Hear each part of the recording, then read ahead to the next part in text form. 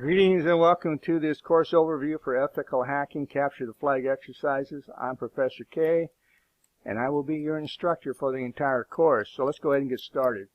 The course overview is what we're going to be looking at here, and we're going to talk about what this course offers and who should be taking it and how to get the most from it.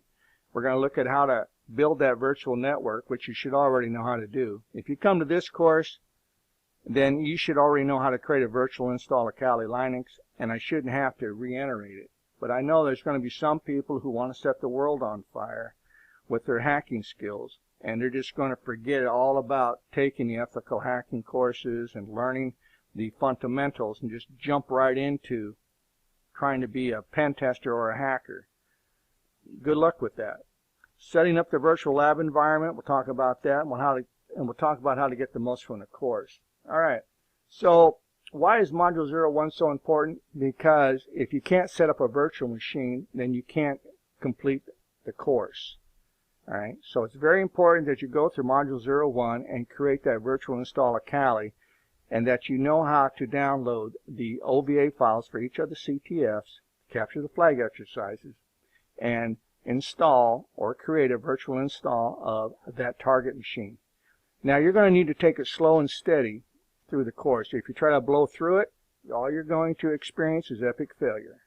So make sure you watch the videos and read the lab from start to finish. Do not skip through the labs. If you have to put your finger on every word of every sentence as you read, that's what you got to do. But do not skip, right? You can call or post a question if you have any issues, and I'll be glad to help you out. You got one virtual install of Kali, and then you're going to have to download and install the OVA file as a virtual machine for each of the Ctfs. Each virtual machine should have a minimum of 4 gigabytes of RAM. Now I say that because you're going to need RAM to run your host operating system.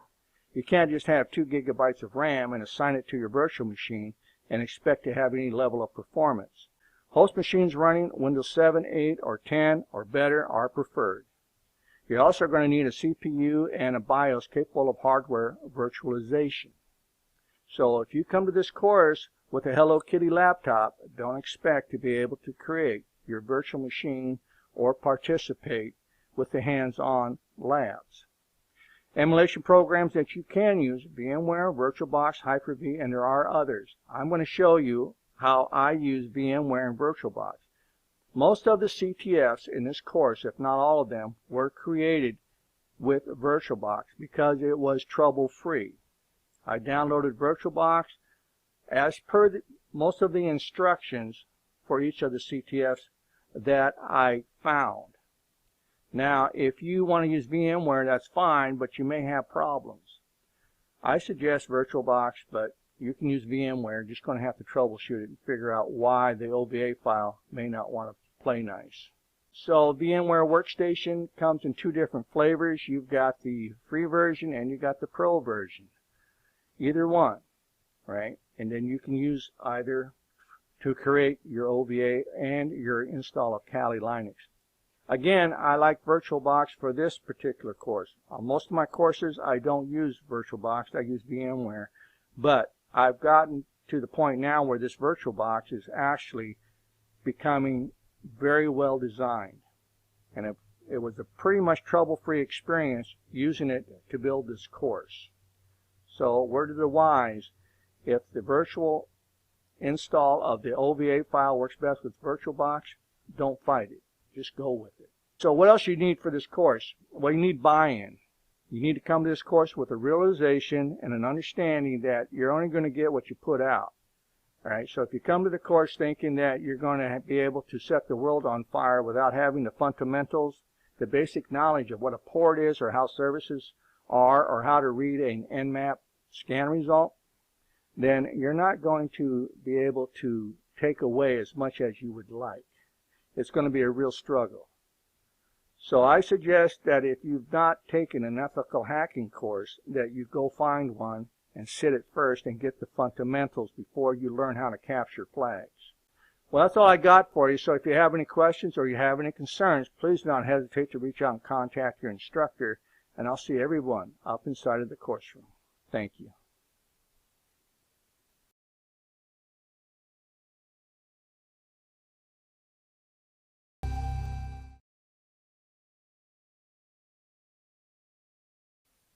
Greetings and welcome to this short video presentation where we go about creating a virtual install of Kali using VMware. Allow me to give you a caveat for this lab. From time to time, things change with open source. Things change with the third-party vendors who provide us with the Vmware Player or even Workstation. These applications, these procedures get updated quite regularly. I don't always know when those updates occur unless someone tells me. When I find out that the updates have happened, I get in, I rewrite the labs, I rebuild the videos. And this is an instance of where this is happening right now. I am rewriting the lab and I am rewriting the video because I know that things have changed. When we need to download something, we can go into the lab where the links will be provided for you. In this case, we need to download Vmware Player.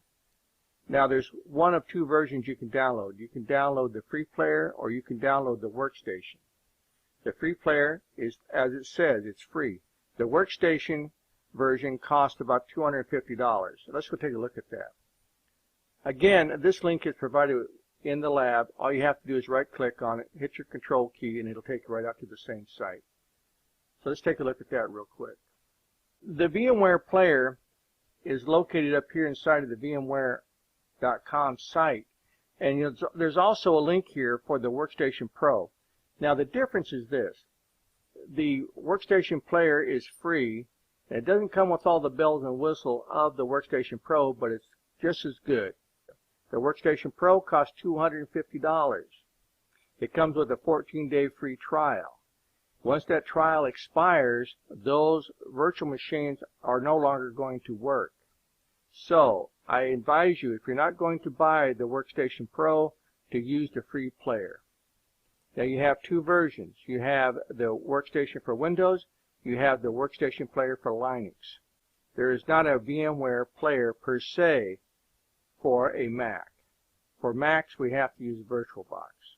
Once you have VMware Player installed, you're then ready to begin the download process for your image. I use a tool to download my images because it makes it much quicker. The tool I use is called Free Download Manager. There is a link in the lab also for the Free Download Manager. It allows you to download much quicker, but it also allows you to restart if your download becomes interrupted. Now these downloads are rather big. As you can see, the image for Kali, the 64-bit image, is 2.7 gigs. If you get almost done and your internet drops and you don't have a download manager, you will have to restart from the beginning.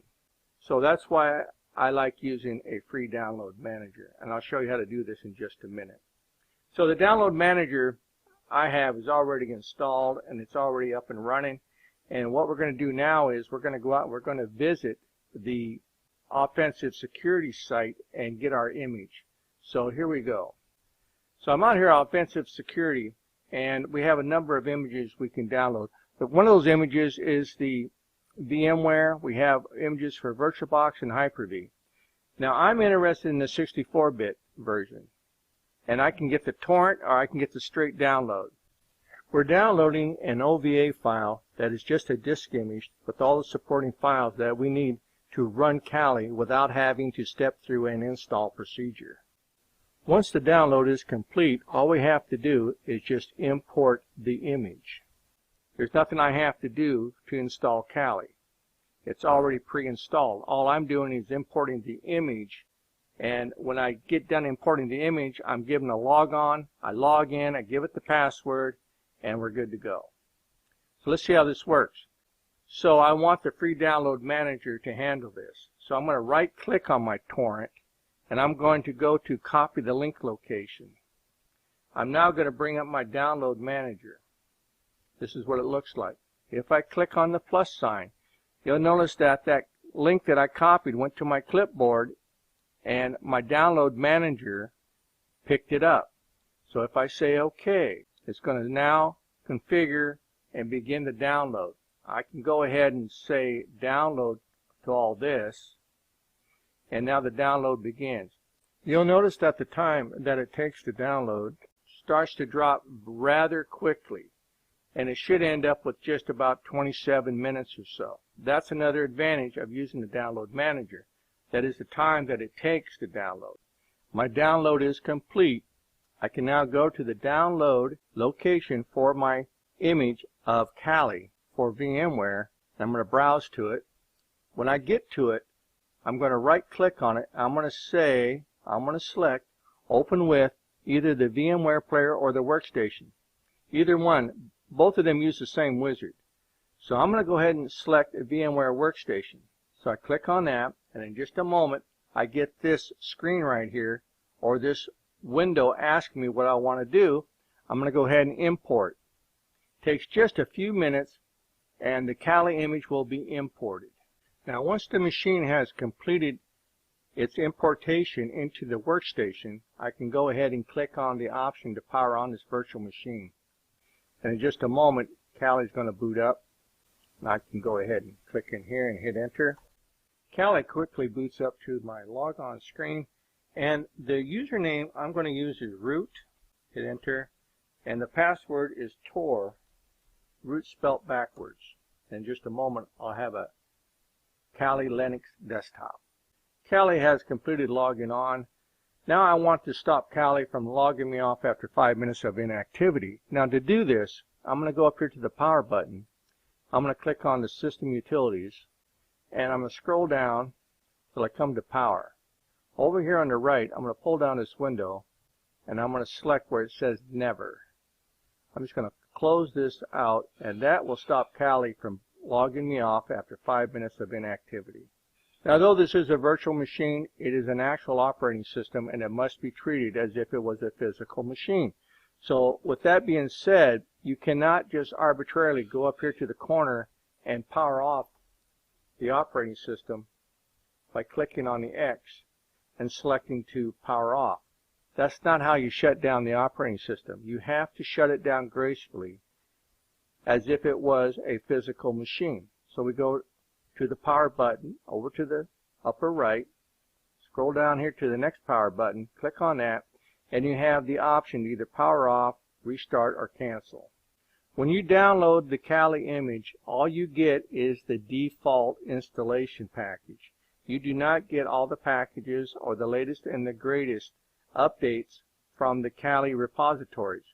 To do that, we have to open a terminal. I'm going to go over here to the quick launch, and this is my terminal. I'm going to click that, and now the terminal opens up.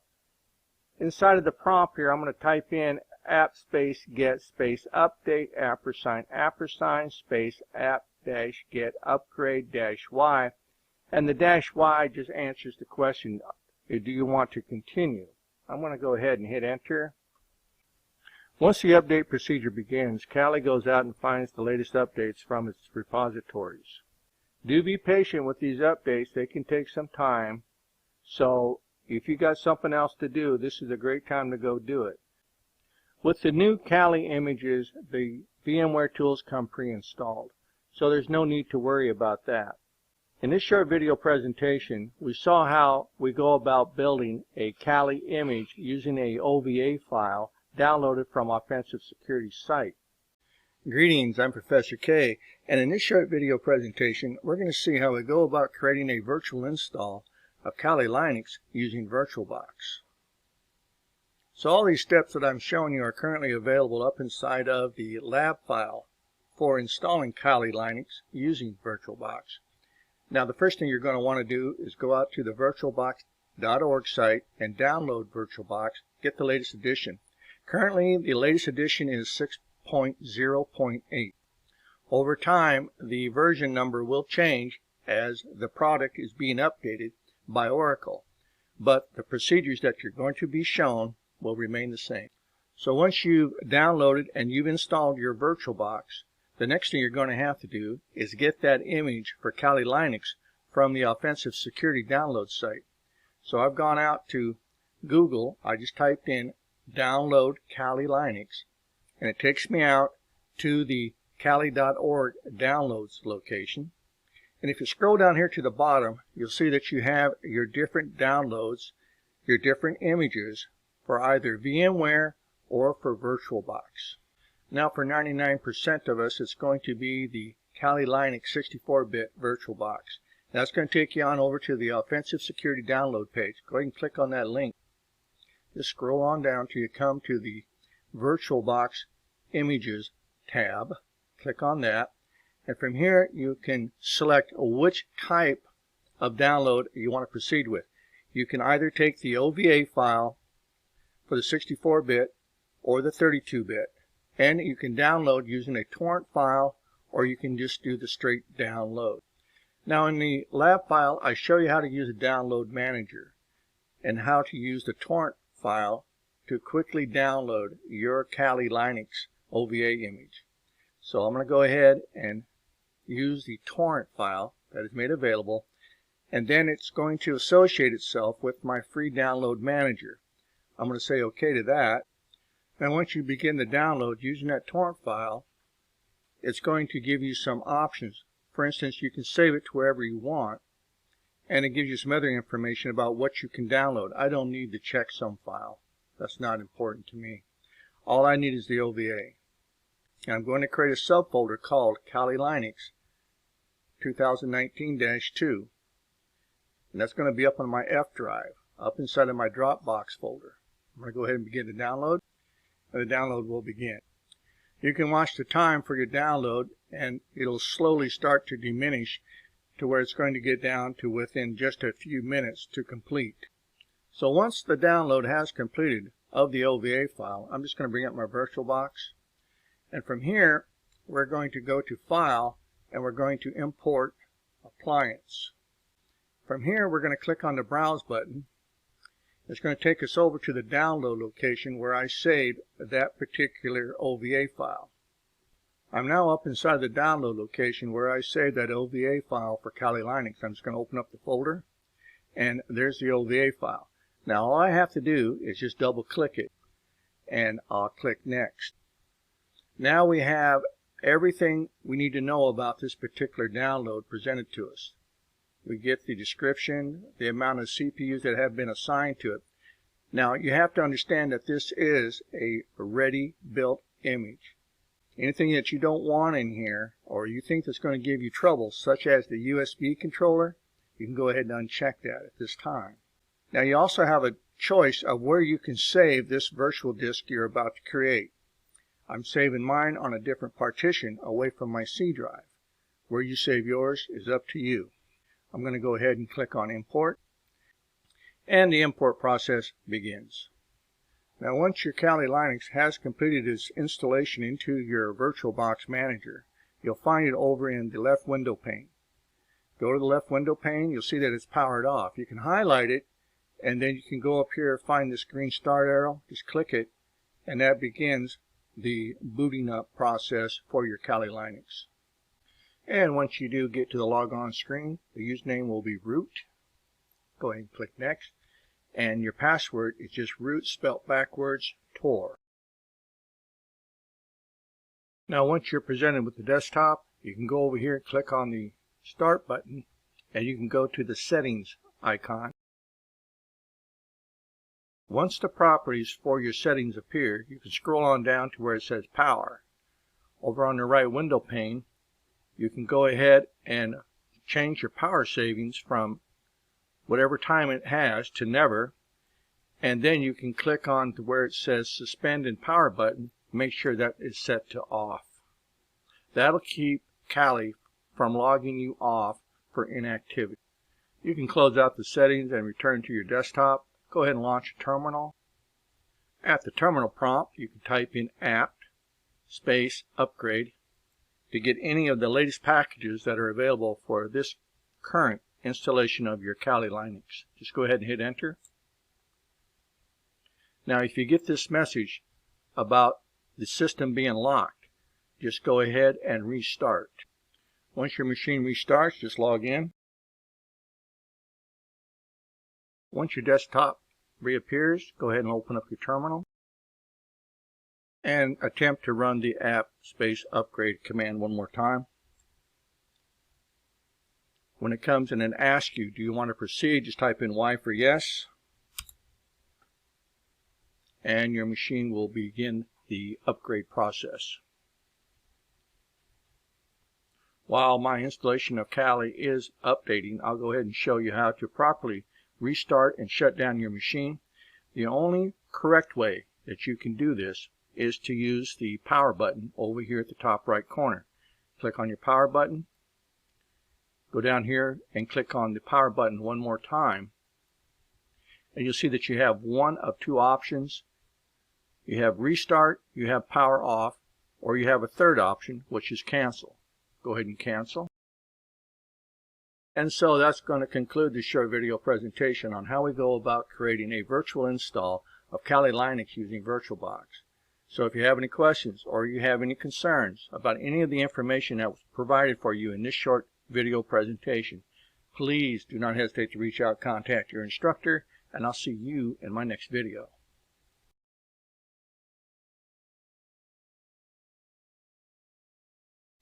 Greetings, I'm Professor K, and in this short video presentation we're going to do a short walkthrough on how we go about setting up our lab for the Capture the Flag exercise Toppo.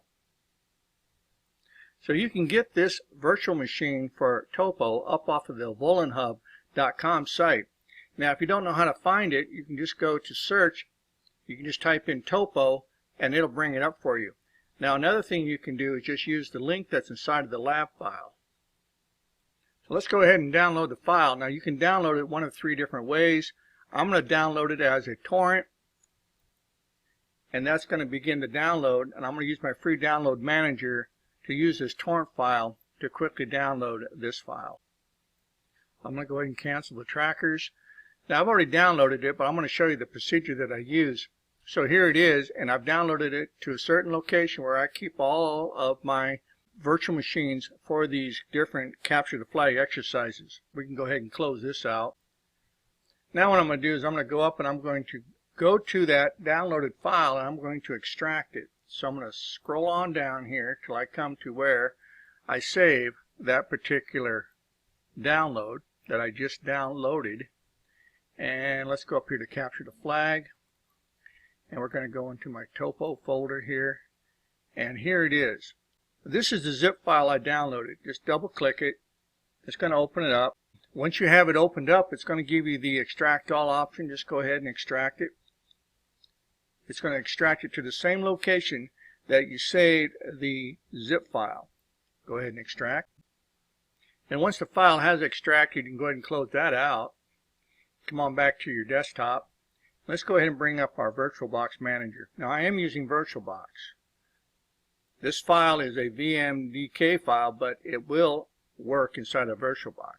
So now what we're going to do is we're going to go up here to Machine, and we're going to go to New. And we're going to pull this down here.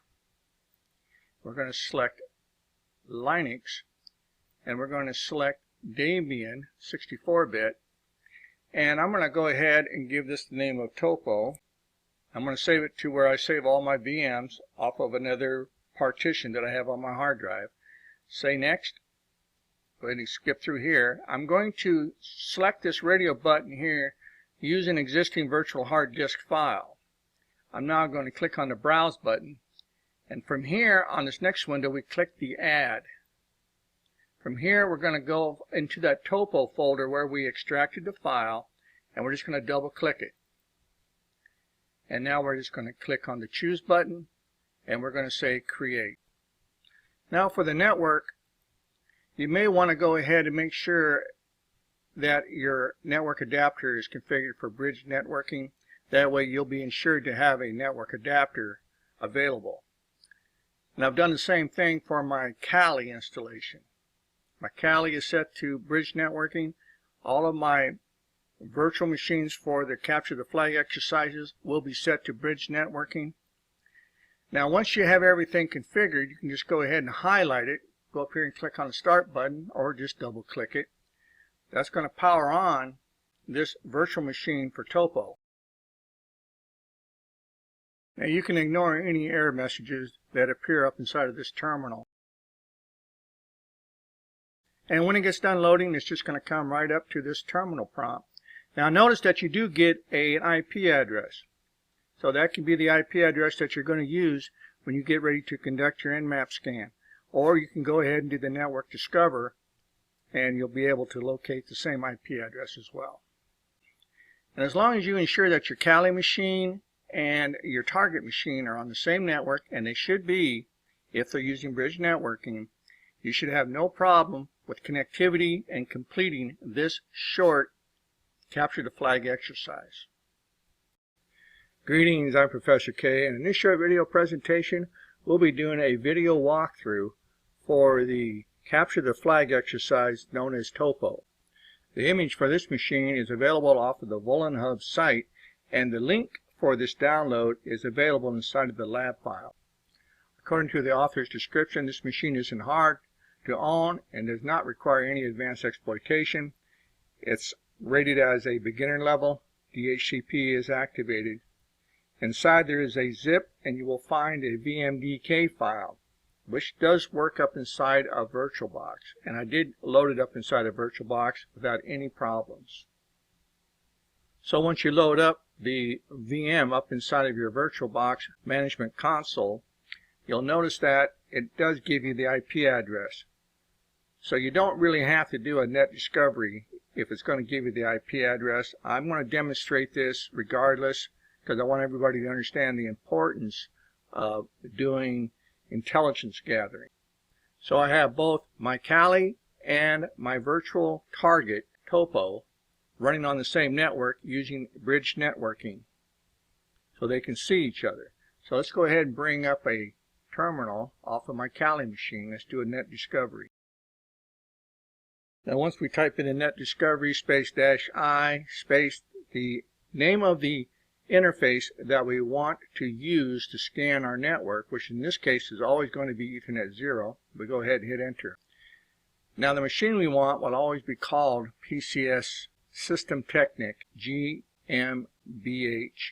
The IP address for this target machine is 192.168.0.31. Now the IP address for your target machine will most likely differ. So make sure that you do discover the correct IP address for your target as well as the correct IP address for your host machine.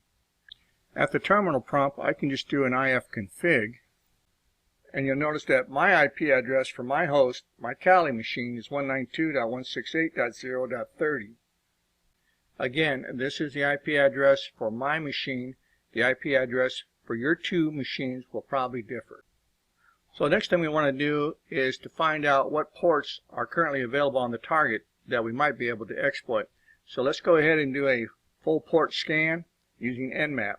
So I've typed in Nmap space 192.168.0.31, and that is the IP address of my target. I'm going to go ahead and hit enter. And it comes back letting me know that it has discovered that there are 4 ports running the following services. So the first thing we want to do is go after the low-hanging fruit, and as always that's going to be port 80 running HTTP on the target machine, which means of course we have a web server. So let's just go ahead and open up a browser, and in the address bar all we're going to do is just type in the IP address of the target, and then we're going to hit enter. We pull up a nice blog page. Not much going on here, but we can go ahead and take a look at the source for this page.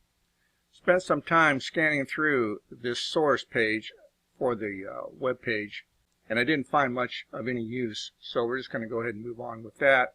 Next thing we got to do is run derp. So I'm going to go ahead and minimize this, and let's bring up derp real quick, and I'm just going to type in derp. Go ahead and clear my screen first. I'll type in derp followed by http:// the IP address of the machine that we want to look for those hidden directories and files.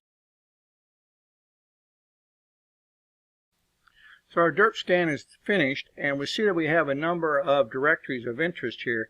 Now the one that catches my eye, and should be catching your eye of course, is the admin. So let's go ahead and take a look at what's inside of that admin directory. I'm just going to go ahead and copy that URL.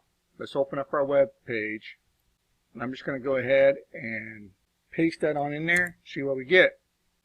So up inside of this directory for the admin, we have a file called notes.txt. Let's go ahead and add that onto the front of our URL and see what's inside of it. And it says, note to myself, I need to change my password, and his password is 12345 Ted123. It's too outdated, but the technology isn't my thing. I prefer to go fishing or watching soccer. Okay, so what we got here is a password, but you'll note that inside of the password we also have a name, the name of Ted. So let's go ahead and try to use this information that we've got to establish an SSH connection to the target machine. So let's open up a terminal, and we're going to type in the following: SSH space TED at 192.168.0.31, which is the IP address of our terminal, and we want to use port 22, which is running SSH, to try to connect. Now we have to type in that password. So it's 12345 TED123, hit enter, and we're in, but we have limited access. So what we can do now is try to figure out if there is a known exploit for this version of Linux that is running on the target. So the first thing we have to do is to discover what version of Linux is actually running. So to do this, we can type in uname space dash small letter A. And it comes back and it lets us know that it's running Debian 3.16.51-3. So the next thing we can do is we can bring up another window and we can search for a vulnerability using search exploit. What we're going to do here is we're going to bring up, or we're just going to copy this information here like so, and we're just going to put it over here following the search exploit command. And let's see if anything pops up. And it tells us there are no results and there's no shellcodes that are available for this version of Linux. One trick that we can use is to search the binaries on the target machine and see if any of them have the SUID permission. Now that certain permission allows that particular binary to run executables. So if we can run an executable, then we might be able to either run a piece of code or upload an executable that will give us the root access that we need. So let's go ahead and look for those particular binaries. Copying this over from the lab file so I don't make any mistakes, we're using the find command. So I'm going to go ahead and hit enter, and it comes up with a number of binaries. All of them are seen as being executable, or that they can handle executable actions. So we have Python, and we also have mock. Now mock is an interpreter that is used for the awk language, some type of programming language. I'm not all that familiar with it, but there is a command that we could run to try to get us root using mock. So let's take a look at that real quick. So using mock, we can run the snippet of code that you see at the terminal to get us a root prompt. So let's just go ahead and hit enter, see what happens. And you'll notice that I do have a pound sign, which tells me that I am now at the root of the target machine. From here we can change location over to the root directory just by using the cd command. So I'm going to type in cd, give it a /root, another /. I'm going to hit enter. Now I'm going to do an ls. It's going to show me the contents of what's inside of the root directory. Inside of here we have a flag.txt. Now I can cat this out and we have our flag. Now the other option we had was to use the Python 2.7 binary that was currently available to us. That also will allow us to run an executable. So let's go ahead and close out this prompt. Let's open up a new one, and let's get back in with a clean SSH shell. So again, I'm going to establish a new SSH connection over to the target machine. I'm going to type in that password again, 12345 TED123. I'm back in. Again, now we can use that command to find those binaries that have the SUID that allows them to be executable. I'll go ahead and hit enter one more time, and we see that we have the Python. Now we can run that small Python script that we should all be familiar with by now. That's going to give us that root access that we need. So we're just telling it to use Python 2.7 to run the following script. Hit enter. Notice that I have that pound sign again that lets us know that I'm now having root access. So once I run that Python script, I'm back at the root prompt, and again we can change directories over to the root directory. I can do an ls. We have the flag.txt, and again I can just cat it out, hit enter, and again we have captured the flag using one of the two methods that was available for us for this particular capture the flag. So that's going to conclude this short video presentation on how we go about completing this capture the flag for Toppo. Now this was an easy one.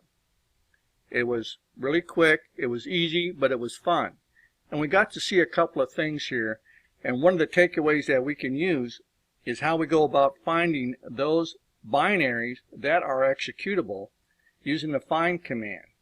We also got to see that we could also use mock or Python in this case to launch those executable scripts. So if you have any questions or you have any concerns about any of the material that was shown to you in this short video presentation, please don't hesitate to reach out, contact your instructor, and I'll see you in my next Capture the Flag video.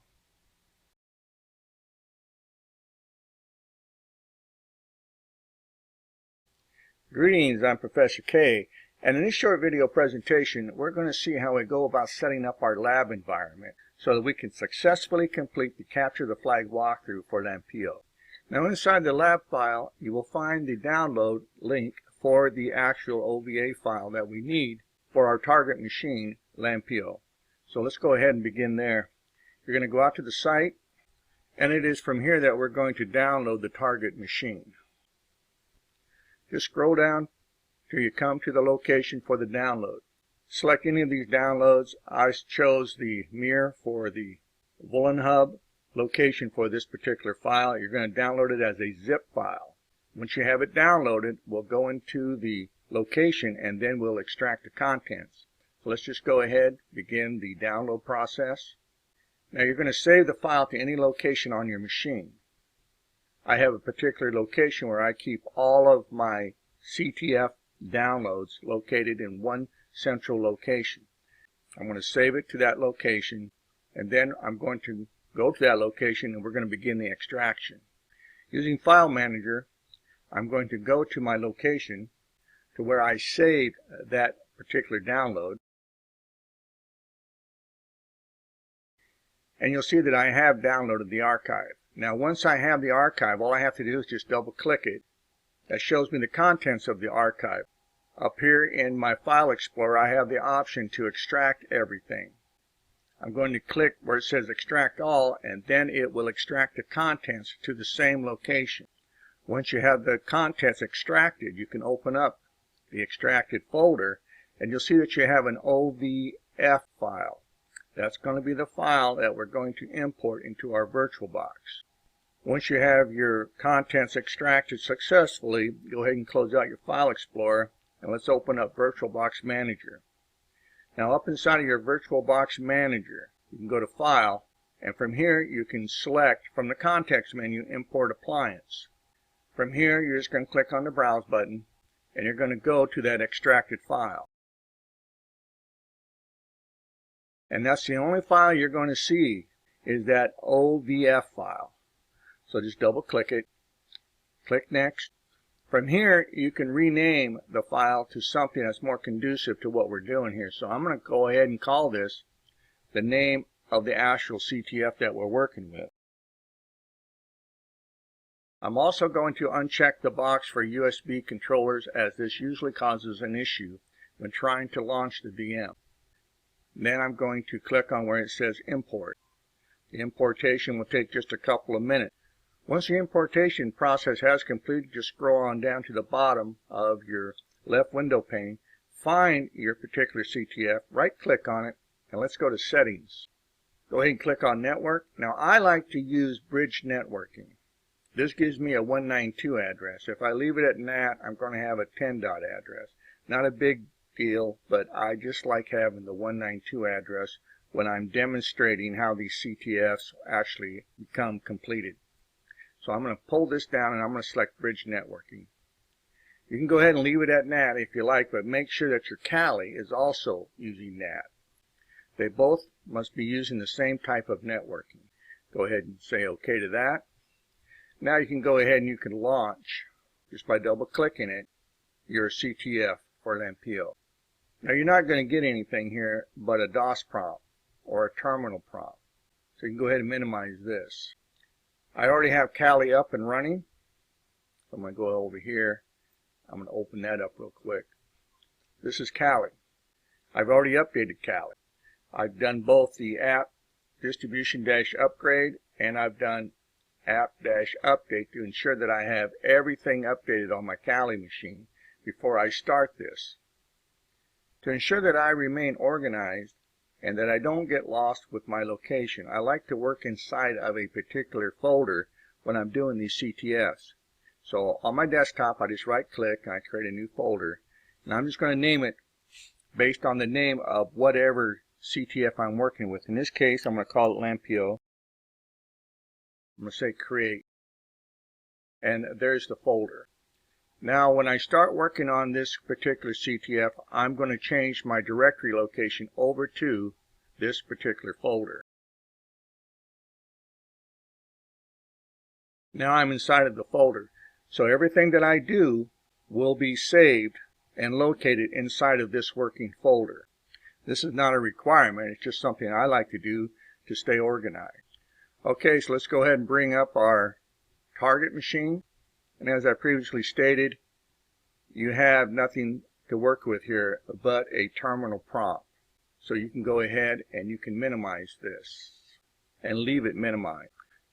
So let's bring back up our Virtualbox Management Console and let's right click where it says Kali on the left window pane. Let's go to Settings and ensure that we're all on the same sheet of music here. Let's click on Network and make sure that our networking type is set to Bridged Adapter and we're good to go.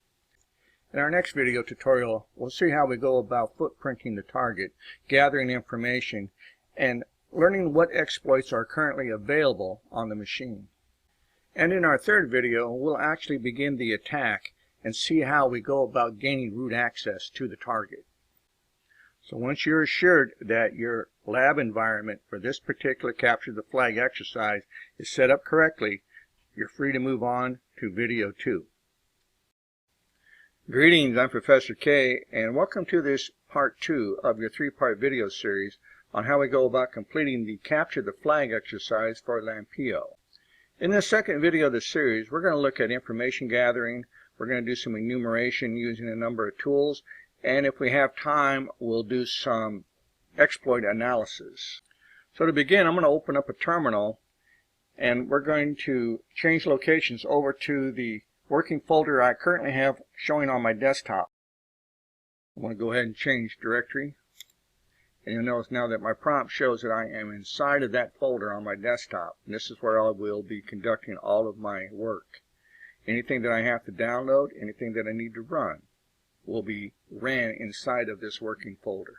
Now the next thing I like to do is to discover the assigned IP to my Kali machine. So to do this, I'm just going to type in ifconfig, hit enter. You'll notice that my assigned IP address for my Kali machine, this is the attacker, is 192.168.0.29. Now that's important to remember because we're going to need that information later on. You can go ahead and clear the terminal and we're back to a clean prompt. Now the next thing we need to do is a network discovery. And to do this, I'm going to use the net discover tool, and I'm going to follow that up with a space and a dash small letter I, and then I'm going to tell it which interface I want it to use to go out and discover what's available.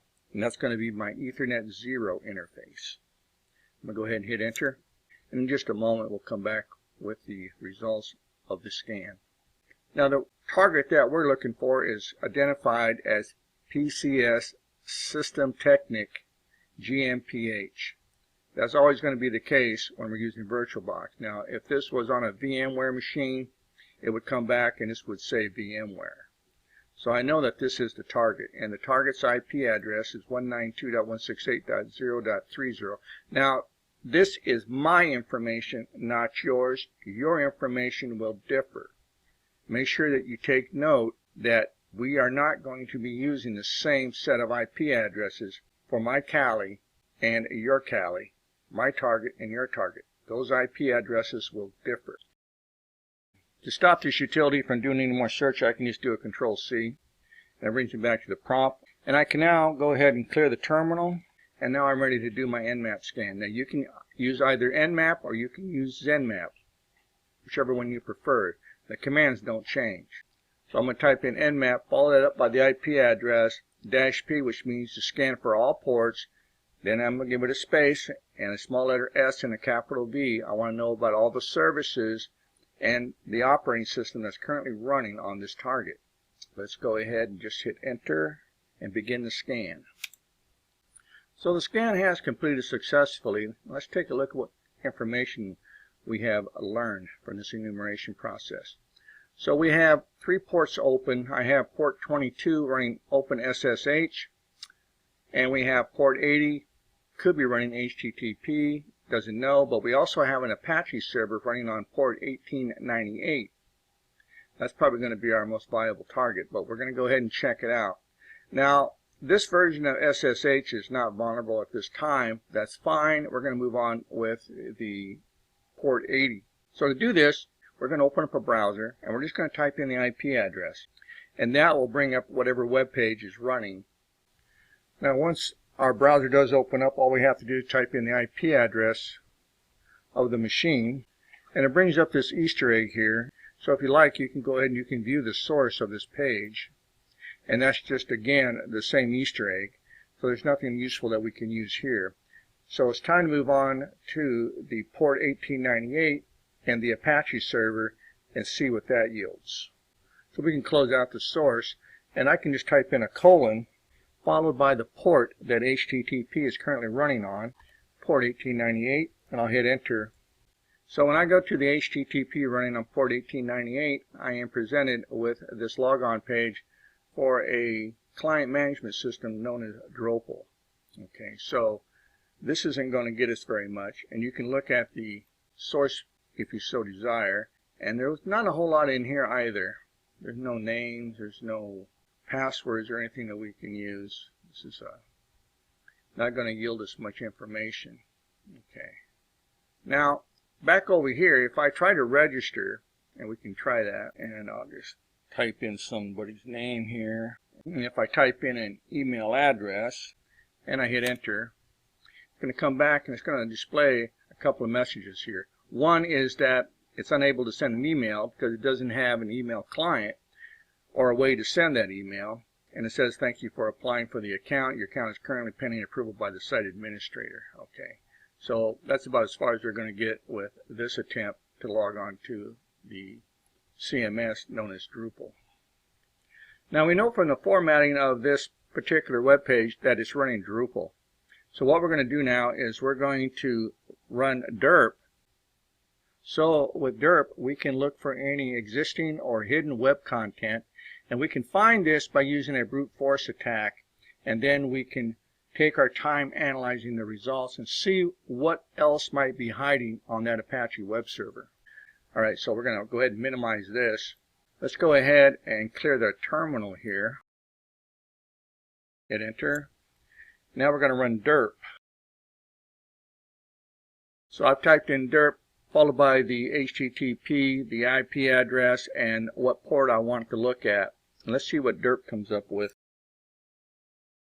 The directory structure confirms that it is Drupal that is currently running on our target machine. And that's all good and well. I've gone through and I've checked most of these directories. I've looked on the side of them. There's nothing there. So that's kind of a waste of time. So what we need to do now is go ahead and see if we can get some more information about Drupal with a Nikto. Again, down here, we're going to go ahead and clear the screen. Alright, so the command that we're going to use for Nikto is just nicto space dash host followed by the HTTP and the IP address and the port number that we want nicto to scan. Let's see what it finds out here. So it's finding some information about the version of the Apache server, and it's finding out some good information about some other directories and such that are currently running on there. But we know this from our previous scan, so we're not learning a whole lot here. Let's go ahead and make this full screen, see what else we got here. So we found out that Drupal is currently using version 7, but we need the exact versioning of this application. So we're going to go on back over to our web server, and we're going to look at something called the changelog.txt file that comes with Drupal. Now this is a default file that is readily accessible with Drupal, and this is another thing that makes it so vulnerable. Let's go ahead and bring back up our web browser, and now we're going to type in, we're just going to type in changelog.txt, and it tells us that the actual version for Drupal is 7.54. Okay, that's good information, so that's what we need to know. So 7.54 is the actual version of Drupal that is currently running on that machine. So what we're going to do now is look for a exploit that we can run against this particular version of Drupal. So let's go ahead and minimize our web browser. Let's bring back up our terminal. Let's go ahead and clear the screen. We have all the information we need from this. And now let's go ahead and run Metasploit.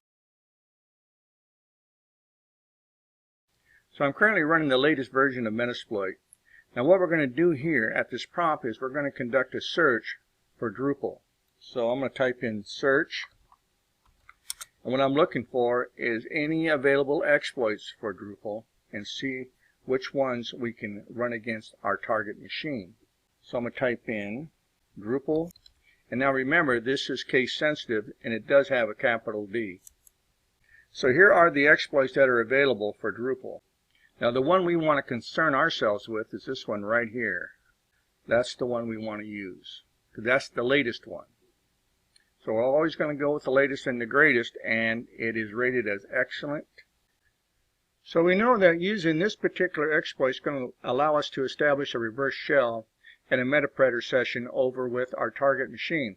So I want to use this. So the command that I'm going to type in here at the prompt is use, and what I've done is I've copied the name of the exploit just like this, and I'm going to follow that up with a space down here after the word use, and I'm going to right click and I'm going to paste.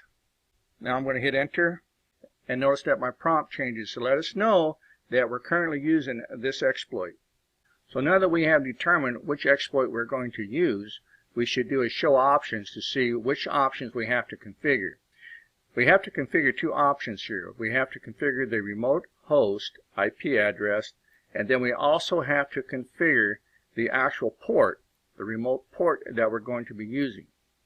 Alright, so let's go ahead and do this real quick. So to set the IP address for the remote host, we just use the set command. So it's just set space followed by the option, which is our host, followed by the IP address of the target machine. Let's go ahead and hit enter. Notice that the prompt comes back letting me know that that option has been set. So the next thing we're going to configure is the remote port. Again, we're going to use the set command along with the option, our port, followed by the actual port number that Drupal is actually running on. So we know that's running on port 1898. So all we have to do now is hit enter, and it comes back letting us know that that option has been configured. So those are the only two options we need at this time. Now you can do a show options again, and you can confirm your settings. There's our remote host, and there's our remote port. We're good to go. We're now ready to connect to our remote host using a reverse shell and a metapredator session. Now to do this, all I have to do is type in the word exploit and hit enter. So now that we have a reverse shell established with our target machine, we need to get into the command shell. Now to do this, we just use the shell command and we hit enter, and you'll notice that the prompt comes back but there's nothing displayed. That's normal. Alright. The next thing you can do is type in ID to see who you're logged on as. Currently we are logged on to the remote host with the www-data account. This is very limited. We only have a few commands that we can run with this limited prompt. The next thing that we can do is run a piece of Python script that's going to give us a more interactive prompt with our target machine. Now this particular script is just Python. It's a very small script, but it's very common so that we can have a interactive prompt so that we can run a lot more commands than we can with the limited access that we currently have. So we're going to go ahead and hit enter with this. Now notice that my prompt changes to let me know that I have an interactive prompt. Now we can type in uname space dash small letter A so that we can actually see what version of the Linux kernel we're currently running. Hit enter. It comes back letting us know that the version of the kernel is 4.4.0-31. It's currently running a version of Ubuntu 14.04.1. Now up inside the etc directory on the remote host is a file called issue. And we can take a look at that to get some more information about what version of the operating system we're currently running on the target. And it tells us that it's running 14.04.5, and that's what we need to know, because this is the information we're going to need so that we can actually gain root access to this install, this remote install of Ubuntu. So in our next video, in video 3, we're going to take off and do some exploiting and work on using what information we've gathered from this interactive prompt with the target and Metaprettor to find an exploit that we can run against the target to gain root access. See you in the next video. Greetings, I'm Professor K, and welcome to your third and final installment in this video tutorial series on how we go about capturing the flag for the Ctf called Lampiao. At the end of video 2 in this video series, we left off with the discovery of what the current version of Ubuntu was running on our target. Now the question is, how do we go about finding an exploit that we can use against this current version of Linux running on our target machine? So to find out if there is some type of privilege escalation exploit that we can run against this version of Ubuntu, we have a utility at our disposal called the Linux Privilege Escalation Auditing Tool, or LES for short. Now we can get this for free from the GitHub site, and that's what we're going to do next. But this is going to take a little manipulating, so do try to follow along as closely as you can with this video and the instruction within the lab file. So the first thing we're going to have to do is get ourselves a universal writable directory so that we can download this script and run it.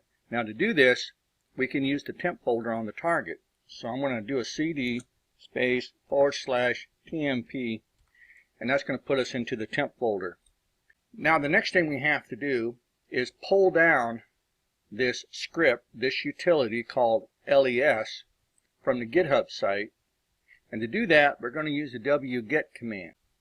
Now this is not going to provide us with the actual exploit. It's going to provide us with what available exploits we can use to try to gain an escalated privilege access to this machine, or in other words, gain root access.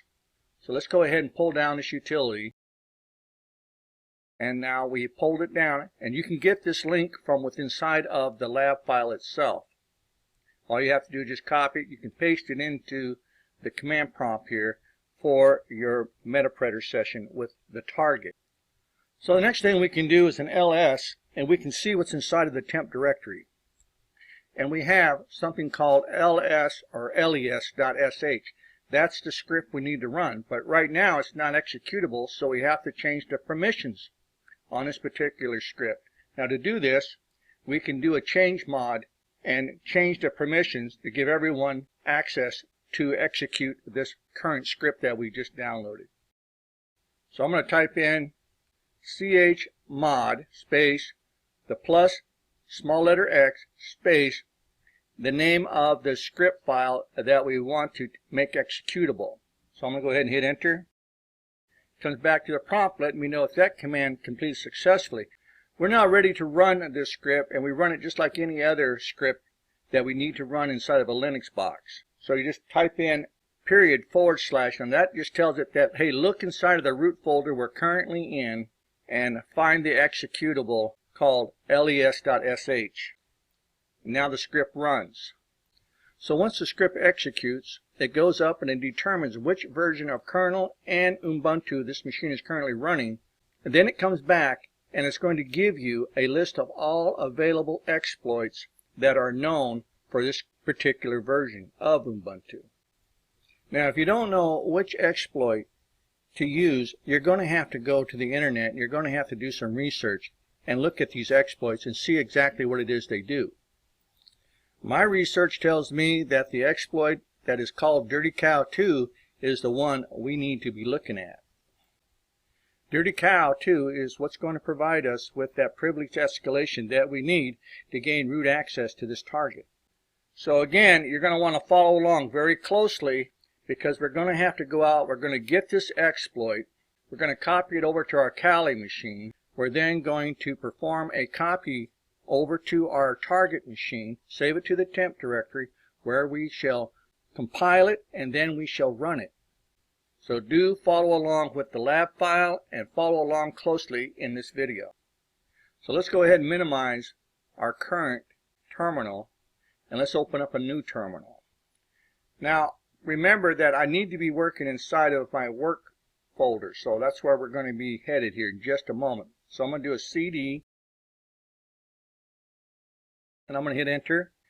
So this is where I want everything to be compiled inside of this folder. I want everything located in one central place so I don't have to hunt around and look for things on my Kali machine. This Dirty Cow 2 is a known workable exploit that does a very good job of doing privilege escalation. This is where you can go to get the exploit. You see? So you get everything in here. Everything is available for you, and all you got to do is just copy, open up a browser, and go get it. That's all you have to do. Right? Now, if the actual path has changed, well then you're going to have to do some hunting and get the correct path, because it's not always going to be correct for you. So you're going to have to perhaps hunt and peck and find where this particular exploit here called 40847.cpp or Dirty Cow 2 is actually located at exploit-db.com, because they do change the path. Let's see how that works. Let's go ahead and minimize this one more time. Let's bring up a browser. So one thing you can do is you can go into Google and you can just type in Dirty Cow 2 and you can find where it's actually located at the exploit-db.com site. Now it's not download. This is what I had to change. It's actually been renamed to something called exploits. So what it used to be called downloads is now called exploits. So that's just something that you're going to have to deal with when you're looking for these exploits. Paths do change. So if it happens to you that it can't find the exploit, just go into Google and find it. It's there somewhere. Okay, so now we have the exploit and we need to download it. Okay, so here we go. So let's go ahead and download it. And I'm going to go ahead and I'm going to save this. And so now that the file has downloaded, let's just go ahead and open up the download folder. And what we're going to do is we're going to move this over to a folder on our desktop. That is my working folder. To do this, I'm just going to right click and I'm going to select Move To. I'm now going to select where I want this to be moved to. So I'm going to go to my desktop and there's my Lampiao folder. I'm going to select my Lampiao folder. I'm now going to click on the select button. And now we'll go back to my desktop. I'll open up my Lampiao folder and there it is. Let's go ahead and minimize our browser. Now the next thing we need to do is go ahead and start up a small HTTP simple server so that we can deliver this executable on over to our target machine. And this is all the script is. It just says Python space dash small letter M simple HTTP server space 80. Now all of this is case sensitive. So where you see the capital letters is where they have to be when you type in the syntax. Let's go ahead and hit enter. Now it tells me that this small simple HTTP server is currently open and it's listing on port 80. Let's now go back to the target, and from the target we're going to copy over that exploit that we just saved to my working directory. So we're going to pull it over from that simple HTTP server over to the target's temp directory. So I'm using the wget command. This is the IP address of my Kali. Your IP address for your Kali is going to be different. And I'm just telling it, go find that simple HTTP server, and which is currently listening, and if you find it, it's going to direct you over to the folder where that exploit is currently sitting. Alright, let's go ahead and execute. And it comes back letting me know that it copied over that exploit to the temp folder of my target machine. Now the next thing we have to do is we have to compile the exploit. Let's see how we do that. So the question you're going to have is, well, where did he get the code to compile the exploit? Well, let's go back over to the website, and you'll see that it's right here. That's the code that we have to use. Clear that up for you a little bit. This is the code that we have to use to compile the exploit so that we can execute it. Once we have compiled the exploit and made it an executable, then we can run it with this command, and we should have root access. Let's see if it works. Let's go ahead and minimize our browser. Let's go back on over to our target machine, and I'm going to right click in here. I'm taking all of this from my lab file, right? So if you fat finger any of these commands, it's never going to work. So all these commands that I'm showing you have just been copied from the lab file. So make sure that if you don't know how to type, or if you type as like I do, not very well, then you're going to do a copy and paste from the lab file and save yourself a whole lot of grief and aggravation. Let's go ahead and compile. Give it a minute. And it comes back to the prompt letting you know that that exploit has been compiled successfully. Now all we got to do is just run that command to launch the exploit. So I've copied and pasted this from my lab file as well. And look what we have. We have root access. So let's do an ls, and you'll see that there is a flag.txt file there. Let's go ahead and cat that out. Go ahead and hit enter, and there's your flag. So we have successfully captured the flag on this particular CTF, and we got to see a couple of things that are of major interest. One was the LES utility that was able to determine which exploits could be ran against the target's version of Linux. That was very cool. Now the other thing we got to do here was we got to download an exploit and then compile it. You got to see how we got to run the simple HTTP server from our Kali machine and use that as a server running HTTP so that we could deliver the exploit to the target. Now some of these things just don't change. A lot of these things that you're going to see are going to be repeated time and time again. How do we get the exploit uploaded to the target? Well, we can run a simple HTTP server. How do we get an exploit? Well, it depends. We got utilities out there that will tell us what exploits we can run against a machine, if there are any exploits available at all. So I kind of simplified the whole process for this particular CTF, but you have some good takeaways here. And so you want to make note of how I got that exploit, how I compiled it, and how I delivered it. Okay, so that's going to conclude this video series on how we go about capturing the flag for the CTF Lampiao. So if you have any questions or you have any concerns about any of the information you were shown in this 3-part video series, please don't hesitate to reach out and contact your instructor, and I'll see you in my next Capture the Flag.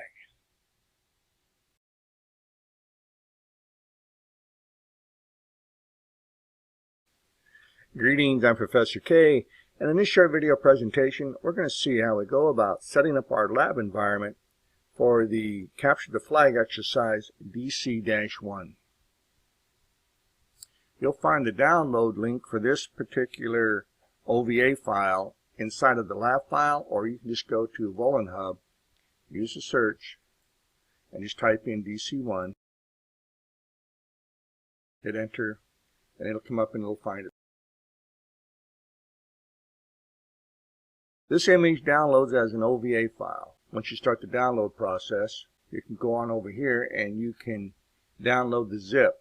Once you have the zip, you'll have to extract it. Once you have the extraction completed, you'll then be able to import that OVA file into your Virtualbox or into your VMware. This particular VM was designed for Virtualbox, though it does claim that it will work with VMware.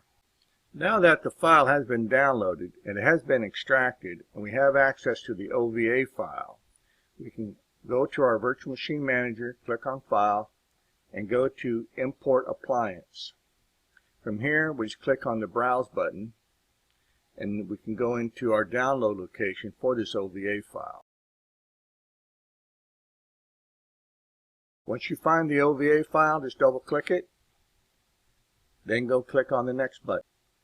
Here I would suggest that you go ahead and disable your USB controller and click the Import button. Once the machine has been imported, open your networking.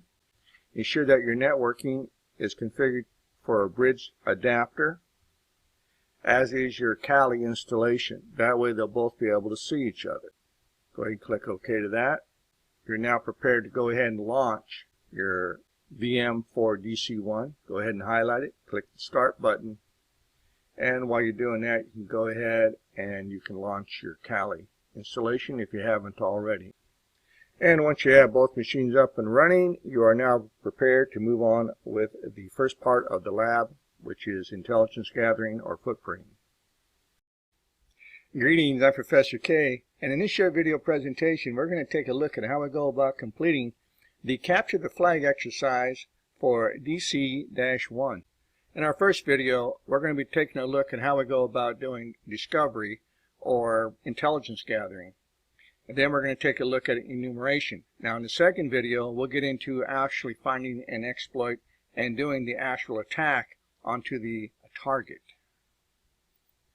The download link for this target machine can be found up on Hub, or you can use the link inside of the lab file to access it directly. So the first thing I like to do is just discover my own IP address so there's no confusion. So I'm going to type in ifconfig, and you'll see that I'm using Ethernet 0, and on this Ethernet 0 adapter I have an IP address of 192.168.0.30 attached. That's the IP address for my Kali machine. Your IP address for your Kali is going to differ. So the next thing we have to do is figure out the IP address of our target. Now to do this, I'm going to use netdiscover, and I'm going to use the following command, netdiscover space dash small letter I, which is for interface. Give it a space, and now I type in the name of that interface I want netdiscover to use. And after just a short moment, it comes back and tells me the IP address of our target is going to be 192.168.0.29, and I know this because this is the name assigned to Virtualbox machines. Moving on with the next step of our scanning, we're going to use Nmap, and we're going to be looking for any vulnerable ports or open ports and services that might be running on the target. Let's go ahead and type in Nmap, the IP address of the target, followed by the following syntax, dash small letter V space dash capital P small letter N space dash small letter P dash. Nmap comes back very quickly, giving us the following 4 ports that have been discovered. So this bottom one has a port that randomly changes. It never remains the same. If I come back and do another Nmap scan, that'll be another port number. Alright, so let's say we got these 3 opportunities or potential targets up here, starting with 111, port 80, and port 22. As always, we're going to start off with the low-hanging fruit, so let's just open up a web browser and see what we get if we try to access port 80, which is always going to be a web server. So I've opened up a web browser and I've just typed in the IP address to the address bar. That's the IP address of our target, and it brings up this logon page for a CMS utility known as a Droplet. Now, Droplet is a well-known CMS, but it's also well known to be very vulnerable.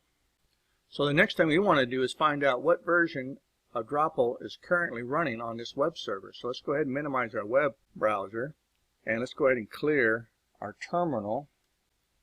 And so at my terminal prompt, I've typed in what web, followed by the IP address of our target, and this should bring up all the technologies, that is to say the web technologies that are currently running on that remote target. Let's see what happens. So the results come back and we see that we're running Droplet version 7. Now we know that this is an earlier version, and we also know that it is vulnerable. But before we proceed on with trying to figure out exactly what version it is, let's go ahead and bring back up a web browser and let's take a look at the robots.txt file. Now there's usually a lot of good information in here, and the one thing that we're looking for is the changelog.txt, because this is what's going to give us the information about whether or not we have a good version, that is to say a vulnerable version of Droplet running on this target machine. So we see that there is a changelog.txt file, but unfortunately if we try to find it, we're going to discover that it's either been renamed or it's been deleted, which would be a normal security precaution, because this is where hackers would go to get information about the current version of Droplet that's running on the web server. So I'm just going to append the name of that file that I want to look at to the end of the, or to the front of the IP address of the web server.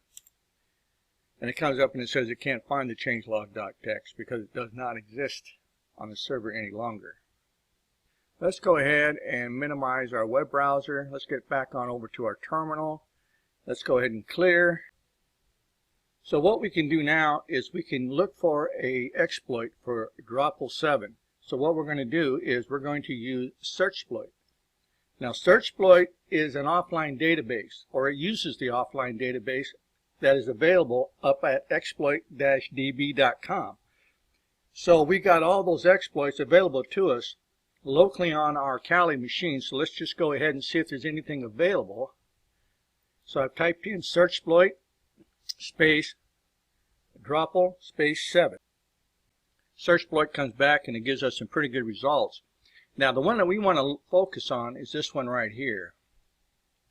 That's the one that we're going to be using. Now this is going to allow us to use SQL injection to get into the CMS application itself, its database, and we're going to create an admin account that's going to allow us to log on to the Droplet using that logon page that we first got when we first visited the website.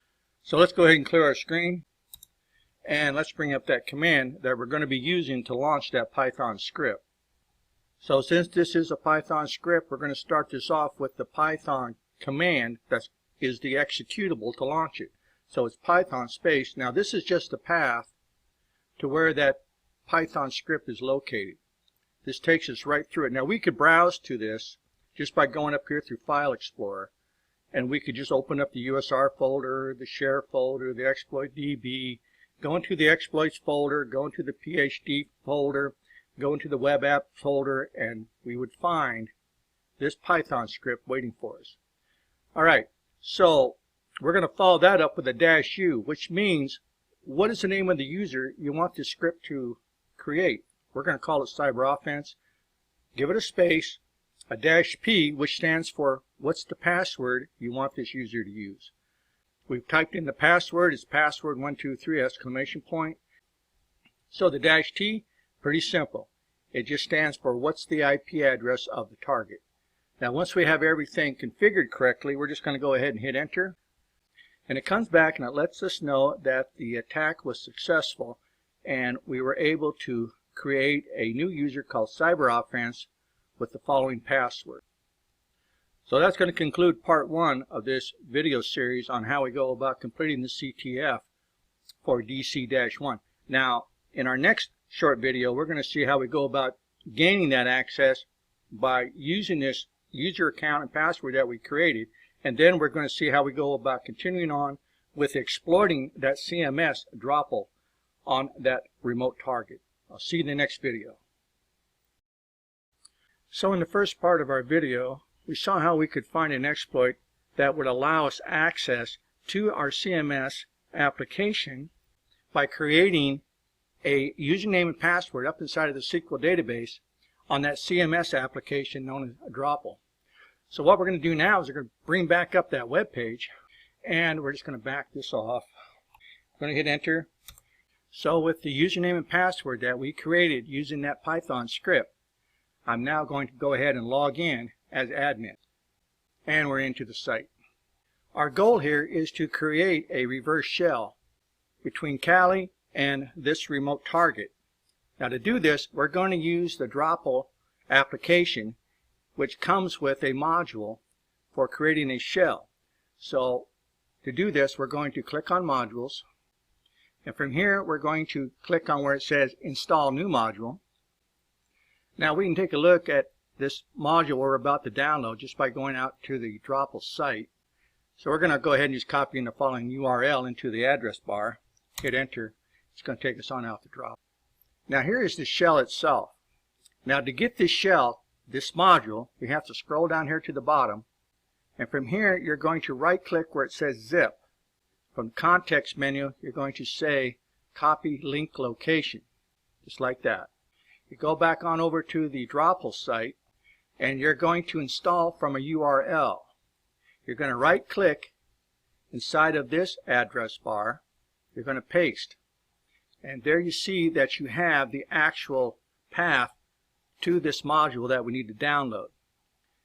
Go ahead and click install, and it comes back and it tells you that it was installed successfully. Now we have to enable the module. So let's go ahead and enable newly added modules. Now for this you have to scroll down almost to the bottom, and you have to get to other. When you get here, just check the box for the shell, scroll to the bottom, click on where it says Save Configuration. And it comes back letting us know the configuration options have been saved. Now let's go back to the dashboard, and from here we're going to do a search for the navigation page, because that's where the link for the shell is going to be located. So let's type in navigation inside of the search window, hit enter, and now over here you see where there is this link for a shell. Go ahead and click it, and now you have your shell.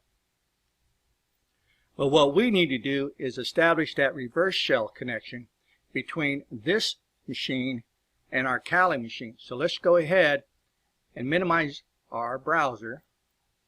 Let's go on back over here to our terminal. Let's do a clear, and we're now going to start a Netcat listener. So here's the command. It's real simple for establishing a listener on our Kali machine. So this is going to be waiting for that listener once we hit enter. So let's go ahead and hit enter. Now it's listening for anything that comes across port 4444. Now let's go back to our browser, and down here at the bottom where we can type in code into the shell, I'm going to type in the following. Let's go ahead and just hit enter. Let's go ahead and minimize our browser, and we're now connected to our remote target 192.168.0.29. Now we need to get a shell, and we want a bash shell, so we're going to use Python again. This is a well-known piece of script. We've used it numerous times before, and this is what we can use again to help us establish that shell. So I'm going to go ahead, type in the following, and I'm going to hit enter, and it comes back and it gives us the prompt that we want. Now this is a limited prompt. We still don't have root yet, but we're almost there. So we next need to find any binaries that have the SUID, which is a Linux feature which allows the user to execute files with the permissions of a specific user. And we can use the find command for this. So I'm going to type in the following here: find space /space -perm space /4000. Hit enter.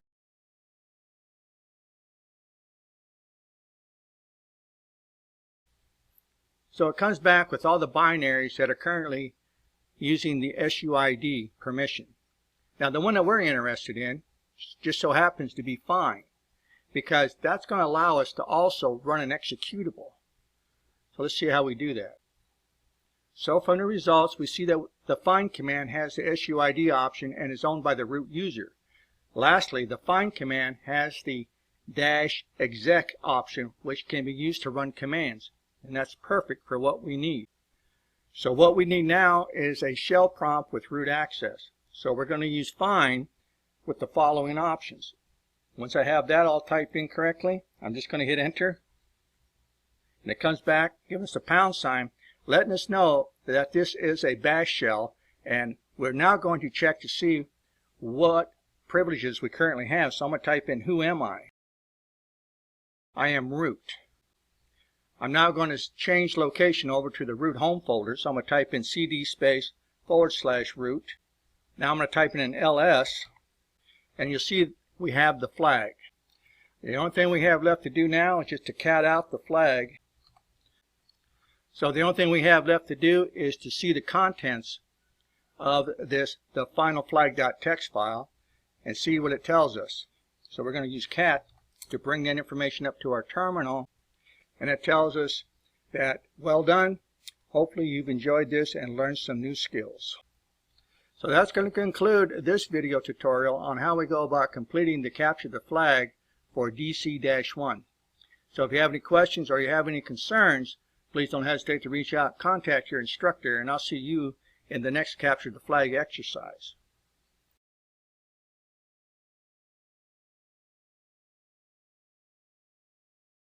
Greetings, I'm Professor K, and in this short video presentation we're going to see how we go about performing the lab setup for our next capture the flag walkthrough, SickOS 1.1. First thing we'll want to do is go ahead and download the Ovf file for this particular capture the flag exercise. Now to do this, there is a link in the lab file itself that takes you directly out to WolenHub, where you can download the Ovf file, or you can download the torrent that will also download the particular Ovf file we're trying to get. So this is the 7-zip file, same thing as a normal zip file. It's just an archive, and this is the torrent that you can use, either one. Once you have that file downloaded, you can go over to your location where you have saved that download. In this case, it's up inside of my Dropbox, and this is the actual file that I downloaded. You can just double click it, or you can right click on it, and you can select from the 7-zip context menu, extract here. 7-zip is a free utility. Just go down to Google, type in 7-zip download, install that application, and you'll have this available up inside of your context menu when you right click on that archive. So once you've downloaded and extracted the contents of the 7-zip file, you can go into the extracted folder, and there you'll find your Ovf file. Once you have all that done, you can open up your Virtualbox Manager. You can go up to File, you can go to Import Appliance. From here, you can just click on the folder icon to browse on over to where you saved that downloaded extracted file.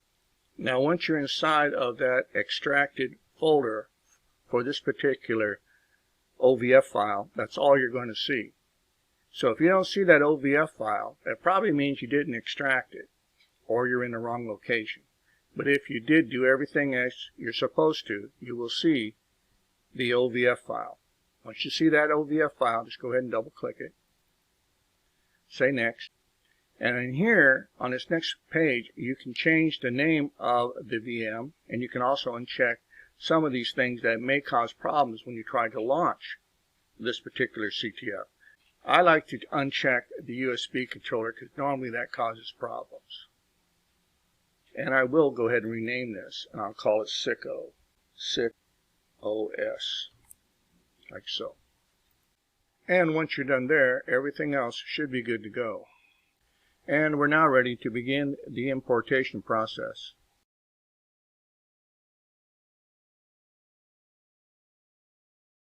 Now once the file has been imported into your Virtualbox Manager, you can go ahead and you can click on it, And over here in the right window pane, you'll get all of the properties.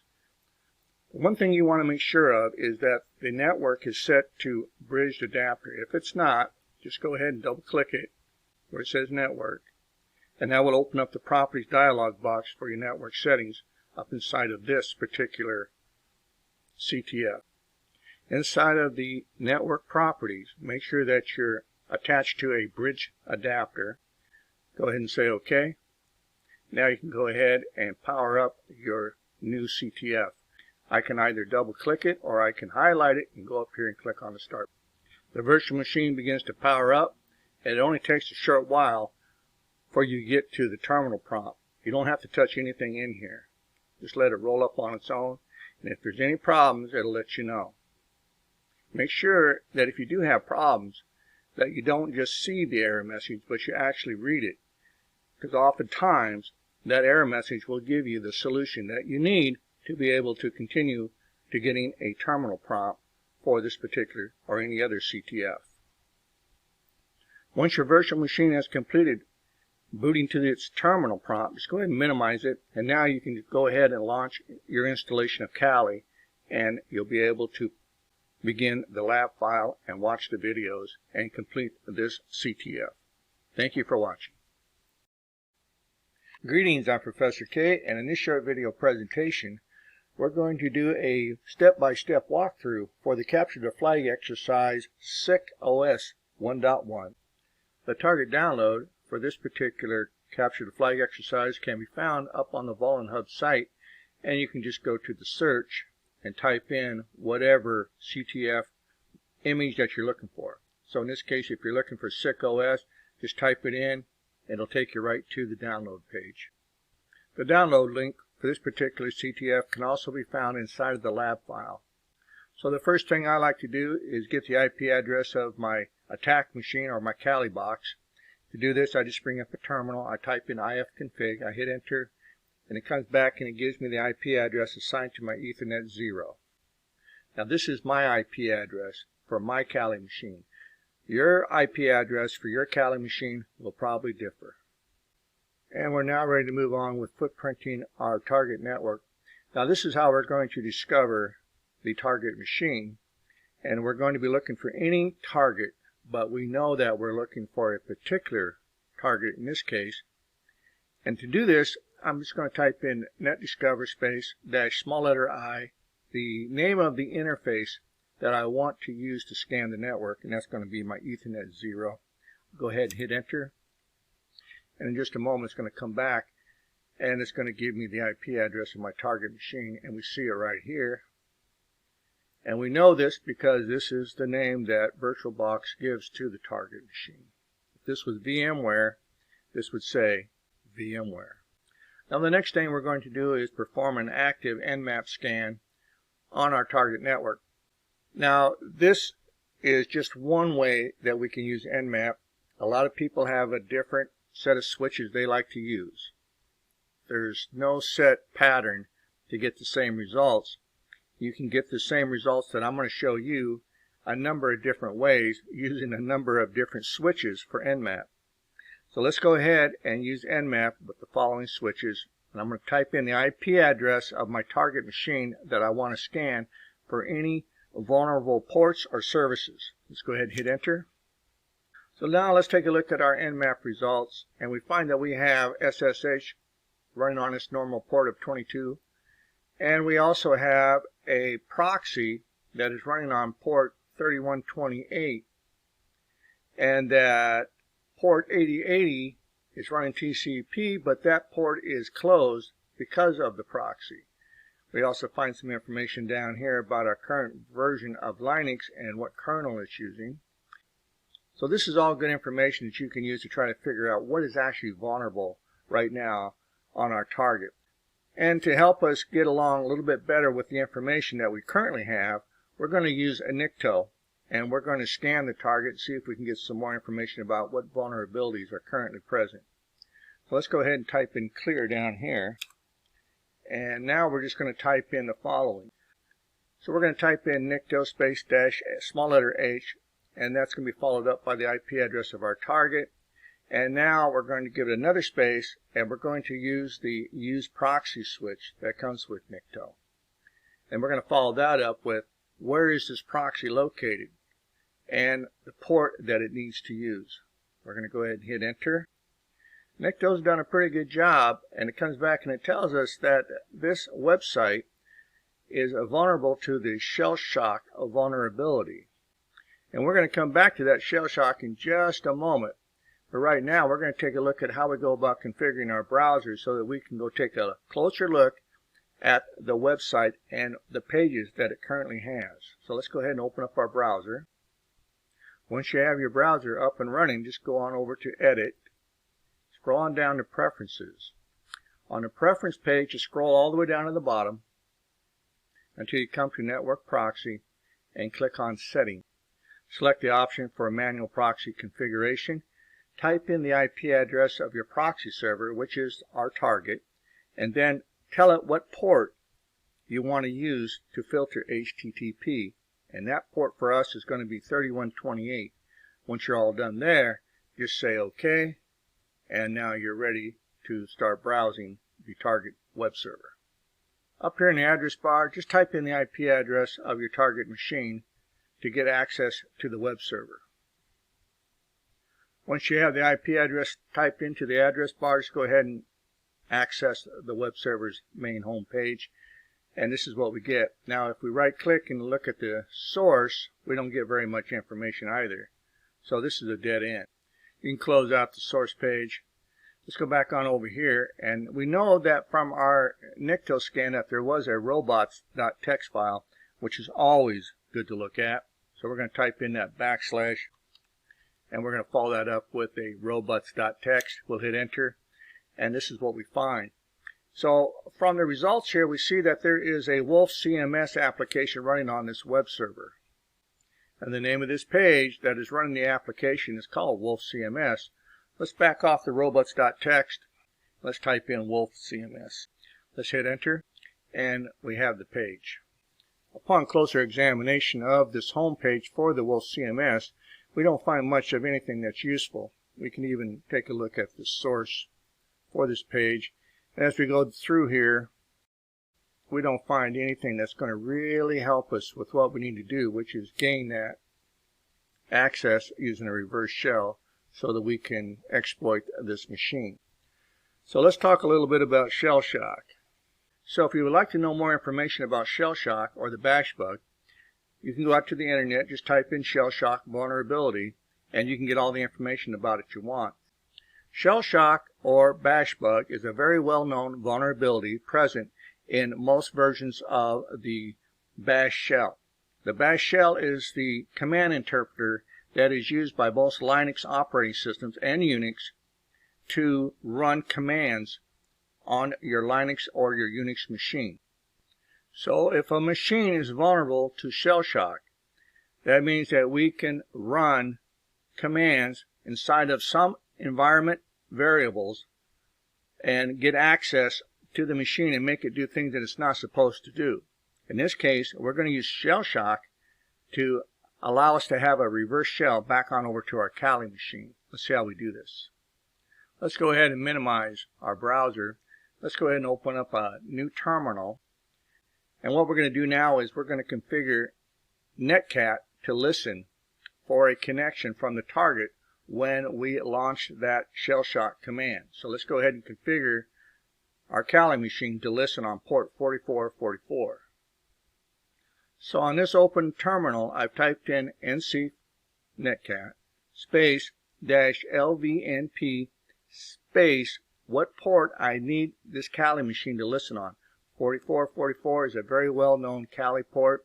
It's usually always going to be found open, and that's why I like to use it.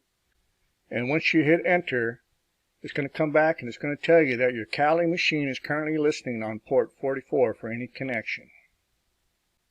Now let's go ahead and open up another terminal here. So I've copied and pasted this command from my lab file. I've already inserted the correct IP information for my Kali machine and my target and what port I want it to use. Go ahead and hit enter. So I've got a reverse shell established now. You can see that with my listener. Now if you have problems with this command, make sure that you only have these two terminals open. Make sure that you have the correct IP address typed inside of the command itself, that is to say the curl command, and that you have your listener configured to listen on the correct port. Alright, so I'm going to go ahead and bring up my listener now, and this is the actual connection that we have. This is our reverse shell. It's right here. It's showing you that we are connected over to SickOS, and we're now attached to the following directory. So the next thing we need to do is browse on over to that Wolf CMS directory. So we're going to change directory using the cd command, and we're going to browse on over to where that CMS is located on the target. Go ahead and hit enter, and notice that my prompt changes to let me know that I'm now inside of that Wolf CMS directory. Now the next thing we need to do is list the contents of this directory. So let's go ahead, type in ls. Now the only file of interest inside of this directory is the config.php, because we know that that's going to give us some user account information, hopefully a username and possibly a password.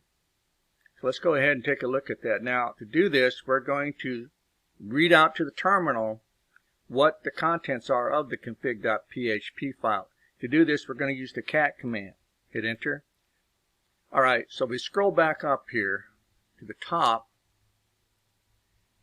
and it comes across and it tells us that the database settings for the MySQL database. The database name is Wolf. It's running on port 3306. There is a username root, and that root user has a password of John at 123. So we can attempt to log on to the server using its SQL username and password that we just located. To do this, I'm just going to open up another terminal, and I'm going to type in the following. So with the information that we found inside of that config.php file, I'm attempting to log on to the remote target using the SQL credentials. Now that's not going to work for whatever reason, because all it does is just sit there at the prompt. It doesn't give me anything. So I've typed in MySQL space -h stands for the host. Give it a space -p, give it the port, space small letter u, give it the name of the user, and then we have to give it the name of the database, which is Wolf. Then it's going to ask you for the password. I use the lowercase John at 123, which is the password that we found for the root user. But it's not working, so we're going to go ahead and close that out. So the next thing we want to take a look at is the contents of the password file up inside of the etc folder. So again, we're just going to print this out to the terminal using the cat command, and I'm going to type in the following: cat space /etc /password, or PASSWD, which is the name of the file. And it comes up and it gives us the contents of this file. Now the one name that catches our attention is down here, which is SickOS. So we're thinking that if we combine the name SickOS and try to use that password that we found for the root, we might just get lucky. So let's see if that's going to happen. So we couldn't get in using the SQL credentials. Let's see if we can get in using an SSH connection. So I'm going to open up another terminal. I'm going to type in the following. So I'm going to type in SSH, the name of the user that I'm trying to log on using SSH as, and the IP address of the machine that I want to try to access using SSH. So I'm going to go ahead and hit enter. And it comes up and it's asking me, do I want to go ahead and complete the connection? I have to type in the word yes.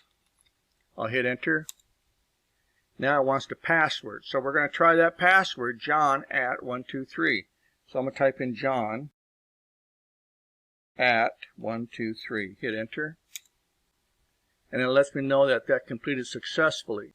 So now we're up and we have a prompt that lets us know that we're logged on as SickOS over on the SickOS server. Okay, so let's take a look at how we're going to proceed with this. So the next thing we need to do is check the permissions of this user called SickOS or SickOS, however you want to say it. So I'm going to type in sudo space dash small letter L, and let's see what permissions he has. Now it's going to ask me the password again for SickOS, so I'm going to go ahead and type in John at 123. And it says that he has root permissions. We see that down here. He has all the permissions, so that's good. So let's see what else we can get this user to do for us. Now the first thing that SickOS can do for us is log on as a root user. So let's change him over to a root user by doing a sudo space su. And now he's logged on as a super user, or in this case root. So we should be able to check the directory for the root user, the home directory, and see what's available inside of that. So let's change location on over to the root directory. Hit enter, and that's where we're at. Let's go ahead and do an ls followed by an la to check what permissions the files inside of this directory currently have. Hit enter, and we see that there's a very interesting file in here with a very long name, and it is a text file, and that's going to be our target. So let's go ahead and cat that out. So I've already had and highlighted that long text name, and I've copied it. Now I'm going to type in cat, and I'm going to just paste the contents in front of that, and let's go ahead and see what we get.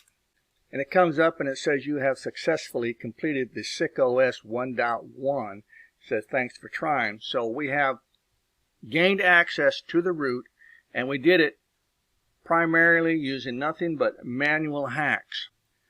Now we know why this is important, because if you're getting ready or you're thinking about attempting the OSCP exam, then you won't be able to use Metasploit or some of these other well-known automated tools. You're going to have to go at it manually, so that's why we're doing this. And so that's going to conclude this short video presentation on how we go about completing the walkthrough for the Capture the Flag exercise SickOS. So if you have any questions or you have any concerns about any of the steps that I performed in this short video presentation, please do not hesitate to reach out, contact your instructor, and I'll see you in my next video.